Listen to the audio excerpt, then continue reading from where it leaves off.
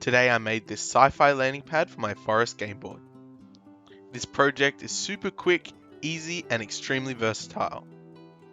So stick around as I show you how I built this, as well as the crates to go on top. So this whole idea came when I saw these cake tins.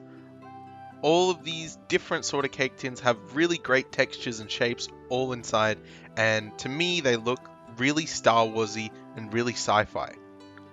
And here, this is the one we'll be using today. I originally started out trying to use the plastic piece, but then I realized it's a perfect mold for plaster.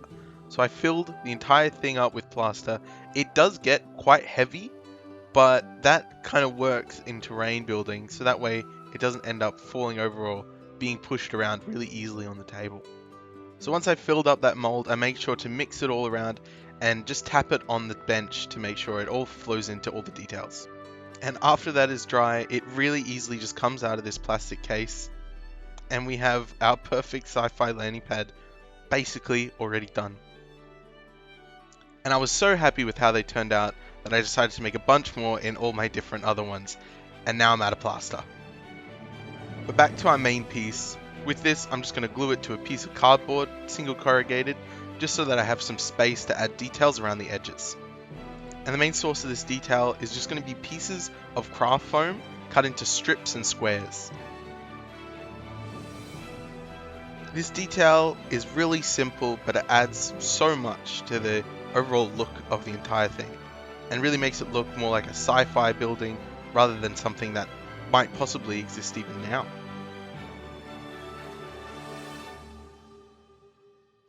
In between placing little pieces of foam down, I also add this little power generator or fueling station. And making this, I dived into my old Lego sets and pulled apart some vents from that, as well as some plastic straws, paper straws, and more foam pieces. As I complete each edge and I'm happy with the detailing work and I don't need any more space, I just come through and cut the cardboard down to a much more manageable size for an actual game piece. And this is the sort of time where building things from scratch really comes to light. You just use anything. I've got these little wooden caps that really I've used in so many projects, and I just stick them on for a little bit more detail.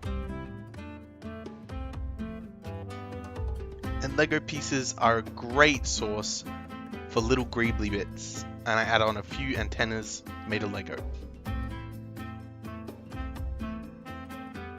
And then I use that mold to cut a step. So I just push in the mold and then cut that out. And I use a little Darth Vader to make sure that I've got enough space for miniatures to fit climbing up the steps.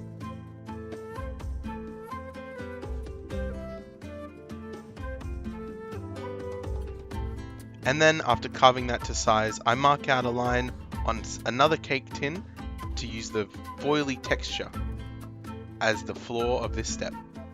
I use a lot of hot glue to hold this down, and it almost burns my fingers. I have to push it against the table instead of my hands. And once again, back to the craft foam just to cover the edges of the XPS and make it look different from the normal XPS texture. I didn't really mark anything that I cut, didn't measure anything. I just kind of working by eye, and that makes the process go a lot faster. And with the step done and the last few pieces of foam stuck on, I cut out the front piece of the cardboard and we're ready to start adding the basing materials. First things first is filling in that corrugation texture. When I cut all of the pieces, I cut it at a bit of an angle so that way it slopes down to the ground. And then to fill it in, I use a mix of bicarbonate soda and PVA glue, roughly 50-50, adding more PVA glue to make it a bit runnier in places where it needs it.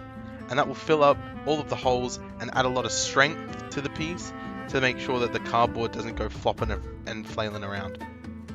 I then cover all of the exposed cardboard pieces in PVA glue and sprinkle over a mix of sand. I then give it a base coat with black and PVA glue to hold in all the sand, and then cover everything of the landing pad in a light grey and everything on the ground with a mix of green and brown. because all of my forest game board is like overgrown and really old sort of stuff, it doesn't matter so much if the green and brown mixture gets on the grey, and it kind of adds to that like old and overrun sort of aspect. But most of it is going to be covered up with flock anyway, so we won't see it. And when that is all well and dry, I then hit it with a mix of black and brown wash, completely cover everything. And then in certain places where it's too heavy or there's a bit too much build-up, I come through with a tissue and dab away the excess.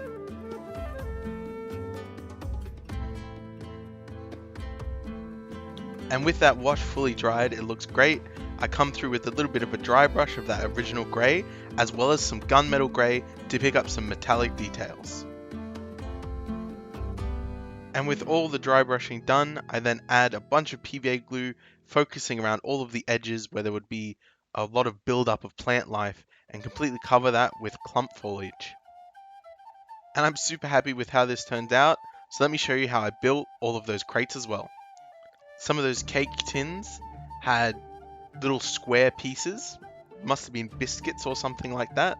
So after they came out of the plaster, they looked like these perfect little crates. So I added some foam details, of course. And this is trying to kind of mimic the crates that we see in Rogue One. So there, I paint them up in some really colorful colors, green, yellow, and blue. And the great part about this is that they look really unique and different. I then repaint all of the little strips in black because they were covered in some of the colored paint, and just to make it stand out really bold. And just like the other pieces, I cover it in a black wash. After the black wash, I also come through with a metallic gunmetal grey and dry brush over all of the top parts, so it looks like the paint has chipped away through being used and being broken. Some of the pieces came out with huge dents in the corners, so I made that look like it had been fallen over and slammed in by painting it all grey. And here we have a great looking landing pad that fits in at home with my forest game board. And those crates work great as cover or half cover. I don't have a ship to put there, but I do have a Lego one. And the scale works pretty well. And we have a little Lego Darth Vader coming to inspect his troops. But of course, Star Wars Legion Darth Vader is always here. And I think he enjoys his newfound supply chain. Thanks for watching and subscribe to see more next week.